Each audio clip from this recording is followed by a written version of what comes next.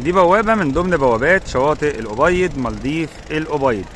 طبعا زي ما حضراتكم شايفين ان الكورنيش هنا يمكن من سنتين 3 اللي جه ما كانش فيه الكورنيش اللي موجود في شواطئ الأبيض.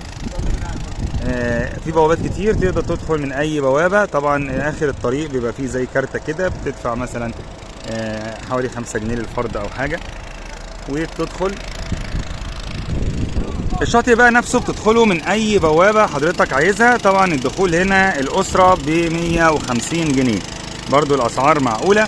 والحقوا دلوقتي لان طبعا احنا لسه الموسم بيعتبر ما بدأش، فتقدروا تيجوا تستمتعوا ونفس الخدمات، ويكون الاسعار كمان بسيطة يمكن زي السنة اللي فاتت. هنا في زي كافيتيريا كده، وفي العاب للاطفال، في بنانا بوت، وفي العاب مراجيح على الرملة للاطفال، مش العاب مائية. النهارده عاملين لكم حلقات كتير من شواطئ تانية كتير، انتظرونا. اوعوا تروحوا في اي حتة، النهارده يوم مميز علشان لو حابب تبدأ تصيف تقرر تروح فين. تابعونا دلوقتي علشان يجيلكم اشعار بالفيديوهات اللي جايه بالاسعار وبالاماكن. اخوكم مراد محمود. ده شكل مراجيح الاطفال اللي موجوده على الرمله، وموجود منها في اكتر من شاطئ. وحسب الطبيعه الجغرافيه لمرسى مطروح ان الشواطئ فيها اكتر من نوع. في الشواطئ اللي بتكون مقفوله واللي بتكون مناسبه للاطفال وما فيهاش موج، كمان في شواطئ بتكون امواجها مش عاليه، وفي شواطئ زي اللي حضراتكم شايفينها دلوقتي زي خط الأبيض، وده اللي بيكون بحر مفتوح، وطبعا لو في نوة او حاجه بيمنعوا النزول فيه. لكن دلوقتي زي ما حضراتكم شايفين الجو جميل والاقبال لسه مش زحمه، فتقدر تعيش تجربه مميزه في الوقت ده. الشواطئ دي بتبعد عن وسط البلد، بتبدا من حوالي 8 كيلو بقى، وانت مكمل بتمشي من شارع قصر الضيافه. بيقابلك دخلات من الطريق، كل دخله من دول بتوديك على بوابه من بوابات الشاطئ، ولكن هو كله خط الأبيض. بعد كده لو بتكمل بتروح لأم الرخم ومعاك لحد عجيبه. طبعا الشواطئ دي بتكون ممتعه لو الجو مناسب، بس اهم حاجه نخلي بالنا على الاطفال علشان الامواج.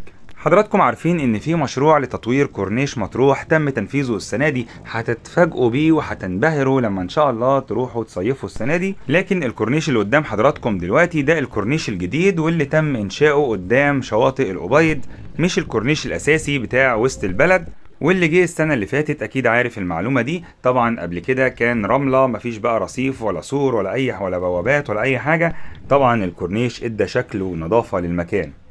دايما اسأل قبل ما تنزل من المكان اللي ساكن فيه، واعرف اذا كان في نوة او لا، لان زي ما بقول لحضراتكم ان البحور دي لو في نوة والجو مش مناسب هتروح هتلاقيها مقفولة، هتبقى على الفاضي. لكن لو الجو جميل اكيد هيكون تجربة ممتعة ومميزة جدا، لانها بحور مفتوحة، تجربة اقرب من بحور اسكندرية، ولكن بقى مع الرملة البيضاء والمياه الفيروزية اللي بتشتهر بيها محافظة مرسى مطروح. النهاردة هنعرض لحضراتكم شواطئ تانية، وهنعرض لكم تجربة كاملة لمصيف في مرسى مطروح، تروح ازاي وتيجي ازاي وتتفسح فين بالليل، تستمتع فيها بأقل الأسعار. أسعار الإيجارات السنة دي عاملة ايه، وهتشوفوا معانا على الطبيعة شواطئ تانية كتير. علشان كده تقدروا دلوقتي تتابعوا الصفحة علشان يجيلكم إشعار بكل الفيديوهات الجديدة، وتعرف هتعمل ايه بالظبط. وشكرا لكم.